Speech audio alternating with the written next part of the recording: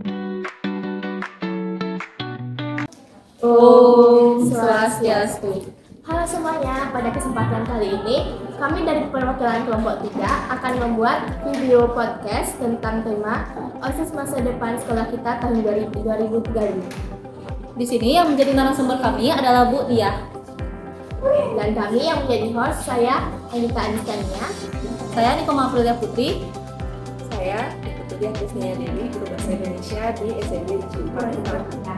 Oke, mungkin bisa kita mulai ya podcastnya. Dimulai dari pertanyaan pertama, mungkin Anggita bisa. OSIS periode 2025, akankah saat penyelesaian Latin OSIS akan sama saat periode 2035? Jika berbeda, apa yang menyebabkan tahap penyelesaian bisa berbeda pada tahun ini? Baik, untuk penyeleksian calon OSIS nanti di tahun berikutnya, salah satunya adalah di tahun 2035, kemungkinan akan berbeda. Yang berbeda itu adalah bagaimana cara panitia mengevaluasi bagaimana penyeleksian OSIS sebelumnya. Apabila ada kekurangan, akan dicarikan solusi, kemudian dicarikan solusi dan dicarikan sebuah program yang lebih menarik sehingga OSIS yang nanti terpilih dalam penyeleksian tersebut sudah siap untuk menjalankan tugasnya nanti selama beberapa tahun.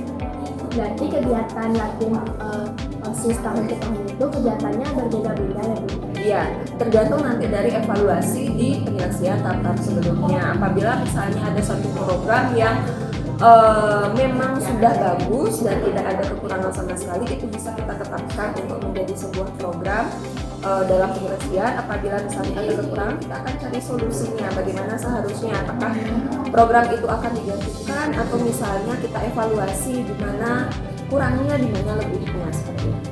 Bisa kita lanjutkan dengan pertanyaan kedua Bu? Ya, baik. Untuk pertanyaan kedua, kegiatan OSIS apa yang kira-kira sudah tidak relevan lagi di masa depan? Mungkin kalau misalnya kegiatan OSIS apa yang berkaitan dengan penyeleksian ya? Ya, kurang lebih.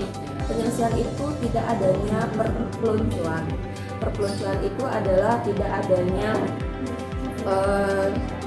hukuman yang memang bisa membuat siswa merasa tidak nyaman dalam penyelesaian itu. Seharusnya dalam penyelesaian itu kita dapat membuat sebuah program yang dapat meningkatkan rasa kebersamaan, rasa gotong royong, rasa kerjasama antara kelompok dan saling mengenal antara siswa satu dan siswa yang lainnya. Sudah pasti nanti akan yang dinilai itu adalah bagaimana siswa tersebut bisa menghandle. Satu, yang pertama adalah bisa menghandle dirinya sendiri, apakah dia sudah disiplin waktu, kemudian kalau dalam kelompok bagaimana dia bisa berbaur, berkomunikasi dengan kelompoknya masing-masing seperti ini.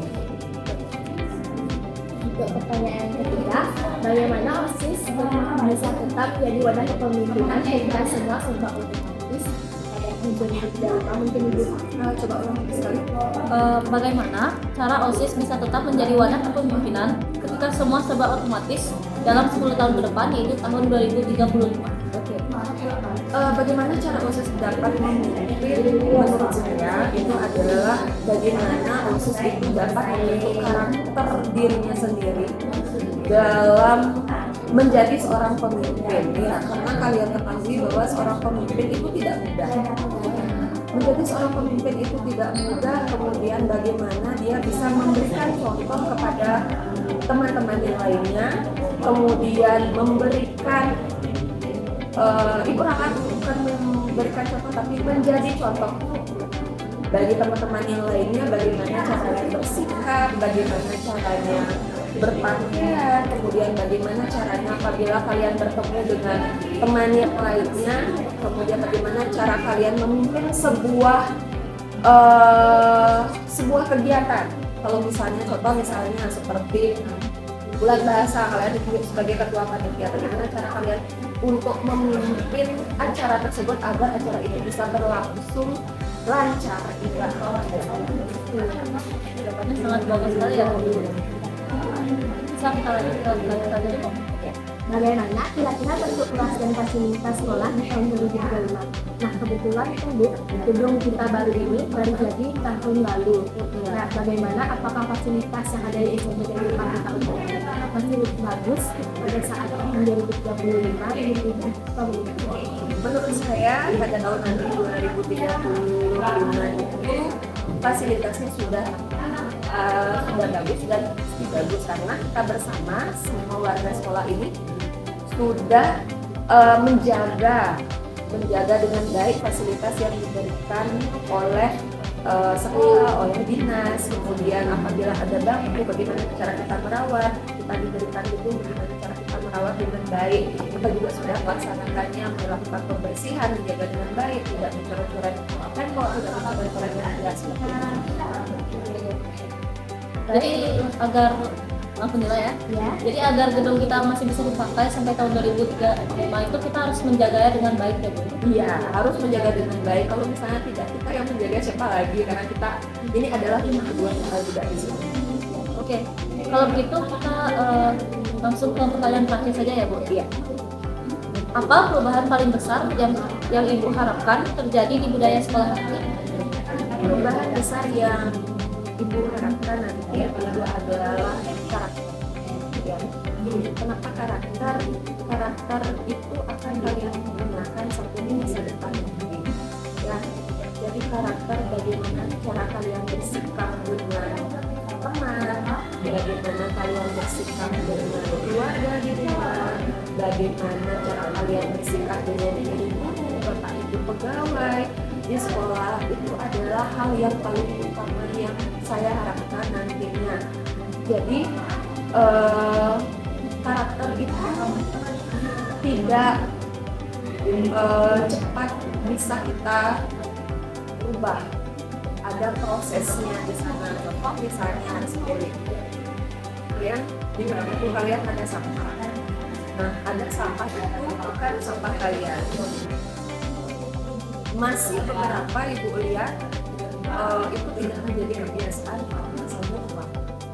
Pasti dengan alasan bukan sampah saya. Itu ya, benar kan? Ya, sangat banyak yang begitu. Bukan sampah saya, Bu. Walaupun itu bukan sampah kalian, kalaupun kalian melihat di depan kalian ada sampah, ambil sampah. Ya, kemudian saling menyapa, tersenyum, bukan hanya sampah itu Berarti pembinaan karakter harus dimulai sejak dini ya Bu, karena prosesnya cukup. ya, prosesnya cukup lama, tidak bisa instan, harus kita lakukan secara berkelanjutan. Selain itu untuk perubahan karakter juga pastinya sangat penting untuk anggota-anggota pengurus OSIS ya. Iya, sangat penting itu perubahan karakter karena kalian ini menjadi pengurus OSIS, menjadi contoh bagi teman-teman yang lain, baik itu adik kelas ataupun kakak kelas. Ya, baik dalam berpakaian ataupun dalam kalian bersikap dengan siapapun, bukan hanya dengan guru-guru dan bapak ibu pegawai, dengan teman-teman, bagaimana caranya berbicara di sekolah ataupun di luar sekolah, itu juga termasuk nilai karakter. Terima kasih Bu Dia. Ya, terima kasih. Iya, sama-sama. Jawabannya sangat membantu kami untuk menghilangkan rasa penasaran kami ya. Mungkin segitu saja ya. Baik, itulah tadi pendapat dari Ibu Dia tentang sekolah kita pada tahun 2035. Terima kasih Bu Dia pendapatnya. Sama-sama. Podcast ini kita tutup dengan salam Santi. Om Santi Santi Santi Om. Dadah. Thank you for this beautiful journey.